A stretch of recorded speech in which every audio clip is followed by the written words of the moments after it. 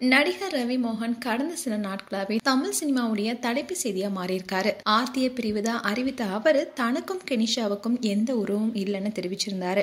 ஆனா சில நாட்களுக்கு முன்னாடி தயாரிப்பாளர் ஐசரி கணேஷுடைய மகள் திருமணத்துக்கு கெனிஷாவுடன் வந்திருந்தாரு. அதை தொடர்ந்து ஆர்த்தியும் காட்டமா எமோஷனலா ஒரு அறிக்கையும் வெளியிட்டிருந்தாங்க. இந்நிலையில கெனிஷா ஒரு யூடியூப் சேனலுக்கு இன்டர்வியூ கொடுத்திருக்காங்க. அதுல பல விஷயங்கள் குறித்து ஷேர் பண்ணிருக்காங்க. ஜெயம் படத்துல ஹீரோவா அறிமுகமானவர் தான் ரவி. இதை தொடர்ந்து தன்னுடைய திறமையை வளர்த்துக்கிட்டு கோலிவுட்ல தனக்குன்னு தனி இடத்தை பிடித்திருக்காரு. அவருடைய நடிப்புல கடைசியா காதலிக்க நேரமில்லை திரைப்படம் வெளியானுச்சு. அந்த படம் ஓரளவுக்கு வரவேற்பு பெற்றது. இப்போ அவர் ஜீனி உள்ளிட்ட படங்களும் நடிச்சிட்டு வராரு. இதற்கிடையில தான் அவர் ஆர்த்திய காதலிச்சு திருமணம் செஞ்சுக்கிட்டாரு. அவங்களுக்கு 2 மகன்கள் இருக்காங்க. ஆர்த்தியும் ரவியும் சுமூகமா தான் தங்களுடைய வாழ்க்கையை வாழ்ந்துட்டு வந்தாங்க. அப்படிப்பட்ட நிலைமையில தன்னுடைய மாமியாருடைய தயாரிப்புல சைரன் உள்ளிட்ட படங்களும் நடிச்சிருந்தாரு ரவி. அந்த படங்கள் எல்லாமே எதிர்பார்த்த அளவுக்கு வெற்றி பெறல.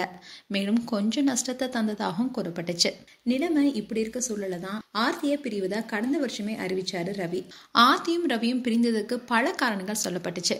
அதுல முக்கியமான ஒண்ணுனா ரவிய ஆர்த்தியும் அவருடைய தாயாரும் அளவுக்கு மீறி கட்டுப்படுத்துறாங்கன்னு சொன்னதுதான். ரவியும் அது தொடர்ந்து வந்த நாட்கள்ல கொடுத்த இன்டர்வியூல அதை உறுதிப்படுத்துற மாதிரியே பேசிட்டு வந்தாரு. இதை தவிர்த்து அவருக்கும் கெனிஷாவுக்கும் தொடர்பு இருப்பதாகவும் அந்த தொடர்பு தான் ரவி ஆர்த்தி பிரிவுக்கு மிக முக்கியமான காரணம்னு பேச்சுக்கள் எழுந்துச்சு. ஆனா கெனிஷாவுடன் தனக்கு எந்தவித தொடர்பும் இல்லைன்னு ரவி சொன்னாரு. இப்படி இருந்த சூழல்தான் சில நாட்களுக்கு முன்னாடி தயாரிப்பாளர் ஐசரி கணேஷுடைய மகள் திருமணம் நடந்தது. அந்த திருமணத்துக்கு கெனிஷாவுடன் ஜோடியா வந்திருந்தாரு ரவி. ஒரே மாதிரியான ட்ரெஸ்ல கெனிஷாவுடன் கையை கோத்த மாதிரி 2 பேரும் நடந்து போனதான் பரபரப்பை ஏற்படுத்தினுச்சு. மேலும் கெனிஷாவுடன் காதல் இருப்பதா அவர் உறுதிப்படுத்துறதுக்காகவே இப்படி நடந்து கொண்டதாகவும் சொல்லப்படுது. அதே சமயம் ஆர்த்தியோ தன்னை யாரும் ரவியோடைய முன்னாள் மனைவின்னு அழைக்க வேண்டாம்னு சொல்லியிருந்தாங்க. அண்ட் விவாகரத்து பெறும் வரைக்கும் நான் தான் அவருக்கு மனைவின்னு சொல்லியிருந்தாங்க. இதுக்கு பல பிரபலங்களும் அவங்களுக்கு ஆதரவு தெரிவிச்சாங்க. இப்படி இருக்க சொல்லலதான் கெனிஷா ஒரு யூடியூப் சேனலுக்கு இன்டர்வியூ கொடுத்திருக்காங்க.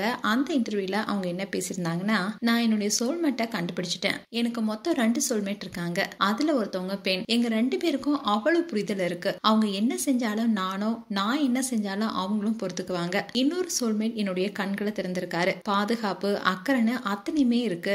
கஷ்டப்படுத்தாம எந்த எதிர்பார்ப்பும் இல்லாம இருக்காரு. நான் கொஞ்சம் குழந்தைத்தனமான கேரக்டர் தான். எப்போ நான் இருப்பேன்னு எனக்கே தெரியாது.